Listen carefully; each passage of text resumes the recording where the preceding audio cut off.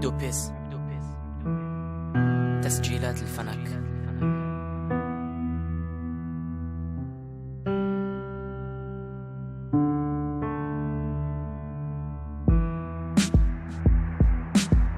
قالت بني فاستمع لي لا تخفي سرا ولتجتنب مسار السوء لا تكن مصرا وكن بالود لي إن ابتغيت عزا. نهرتها بأف ثم قمت مشمئزا كل الجمال من حياتي مرة أنا الذي كنت ابنها المطيع ذات مرة. الويل لي فلم أجلب لها غير المضرة ما كان الخير مني ولو مثقال ذرة. أرادت مني برا ما كان مني إلا مسخا بلا مبادئ عن أمه تخلى. لئيما كنت قاسيا عن السبيل ظل أرهقت أمي بكل أنواع المذلة.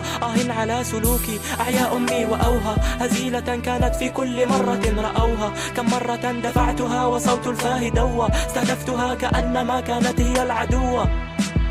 سحبت قلب أمي رغم شيبها وقد أرادت قبلة على الجبين لأجل ممنوعات أنتشي بها.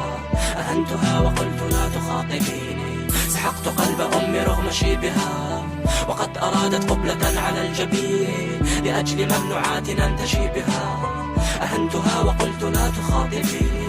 متت ولم أجد من غيرها في الناس هادي أشتاق كل ليل أن تطل في سهادي. حزينة فارقتني لم تفرحي به وهل تغنيني دمعتي وهل يجدي نحيبه. لغبطة لبعدها فالحزن لا يضاها ثم هل للعيش ذوق دون أن أرى رضاها. وحيدا يخطو كل ربوة وتلة من كثرة الدموع حتى القميص ابتلة. كانت بآبها شر عتابها ولم أنصت ولو لحرف من عتابها. بنية تعالى في الناس سر تعالى ولم ينصت لقولها رسى فيما سعالى. هاج البحر حسرة والرعد دمدم وكل كائن في الكون نادم. هذا حال الإنس ضعيف عندما يردي إدراكه لكي يقفو العناد.